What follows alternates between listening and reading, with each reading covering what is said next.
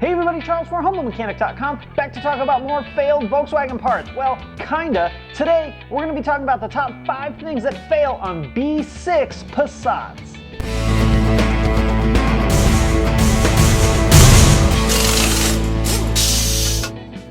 So the B6 Passat is going to be 2006 to 2011 Volkswagen Passats. It was kind of the first new model that came out after I started with Volkswagen. And this is going to be sort of a failed parts video and recap of some of the most common things that fail on that generation of car. Some of these things I've done videos on, and if I have, I'll put a link in the show notes so you can watch that specific video. And this is something a lot of you guys have asked me to do. So again, top 5 things that fail on B6 Passats.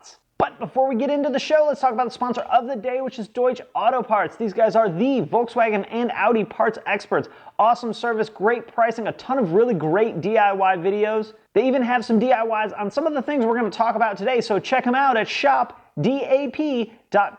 And again, make sure you guys are using the links in the show notes to make sure that you get to the real Humble Mechanic sponsors, not some of the imposters that are out there, believe it or not. I want to make sure that you guys are getting with the sponsors of the show and not sent off to some other website that's not going to give you the service and pricing that my sponsors will, like shopdap.com. All right, first up, camshafts, high pressure fuel pumps, and followers. I grouped those all together because it's kind of all one singular failure, eventually anyway. What happens is the metallurgy of the follower is actually too weak. So the camshaft wears through the follower and wears into the high pressure fuel pump. Some of the failures that you'll get are low fuel pressure faults like P0087. You can also get no start conditions, very poor drivability conditions, and any other kind of fuel related concern. This is a really easy thing to check. You can just take the high pressure fuel pump off, pull the follower out, and inspect it. I did a video on this exact topic, so I'll put a link in the show notes to this one for you guys. The cool thing is Volkswagen put a warranty extension out on the 2-liter turbo, which is most of the B6 Passats, so a lot of people have gotten this paid for under a warranty extension. Man, I remember back years ago, we were doing these things all the time. I think we got a lot of them taken care of now, but they're still out there, so it's still something you're gonna wanna be aware of. Number 2 is coil packs. This is actually a really common failure on almost all of Volkswagen's coil-on-plug cars, and actually some of Volkswagen's not coil-on-plug cars as well. This one has been problematic for a lot of years for VW. They issued a recall on these, so by now they should have all been replaced, but even after this recall has taken place, we still see failures of these ignition coils from time to time. Some of the things that happen are the seals get bad on them, and they'll actually develop rust down on the end of the coil pack. That'll cause a misfire, so you'll get codes like P0300, P0301, P0302, P0303, and P0304. On the 4-cylinder, you'll get 05 and 06 on the 6-cylinder as well. More common on the 2-liter turbo than on the VR6. The VR6 was actually a pretty rare engine of that generation, so most of these failures are specific to the 2.0T. I've seen these coils basically cause flashing check engine lights, and you'll get the code stored that I just mentioned. Number 4 is axle boots. We've replaced a lot of axle boots on the B6 Passats. It's a pretty easy repair. They've actually become maintenance items on a lot of those generation Passats. There's actually a good thing about their failure, even though they do fail and we do need to get them replaced.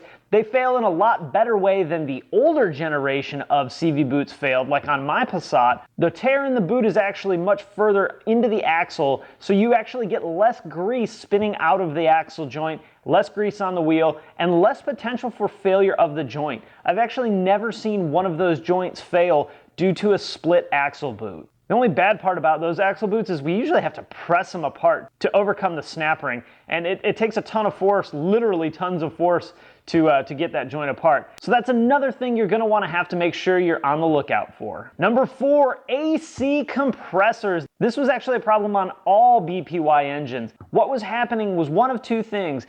Either the AC compressor was coming apart and shooting metal throughout the system, or the desiccant bag was coming apart. The desiccant bag is the dryer. It keeps moisture level low inside the AC system.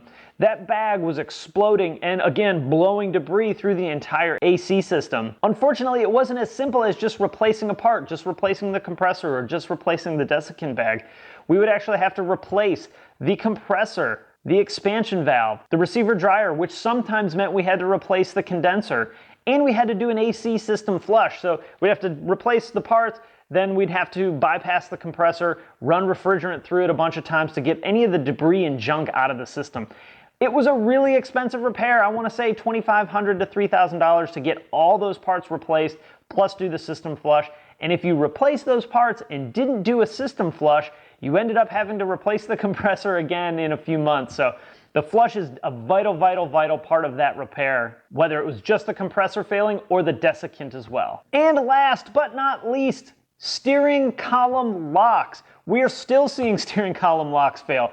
There was a recall on the steering column lock. We would take the entire steering column, steering wheel, and everything out of the vehicle and install a new electronic steering lock. It's not mechanical like some of the older ones were. This is actually electronic because our key is right here on the dashboard. And that lock would fail, and not only would that lock fail and cause you to maybe not be able to move the steering wheel, that part is part of the immobilizer system. So you would actually get the car not starting at all. Sometimes you would get no ignition power, so when you turn the key on, nothing would happen. You couldn't release the electronic parking brake, you couldn't unlock the steering wheel, obviously you couldn't start the car. It made for a really bad time and no other option but to get your vehicle towed. You might see like a sporadic immobilizer light maybe, or sometimes trouble with the key getting stuck, or sometimes trouble with the steering wheel getting stuck in that locked position. Intermittent to all the time no starts. And I think we've had a random couple of other immobilizer related issues that were caused by steering column locks.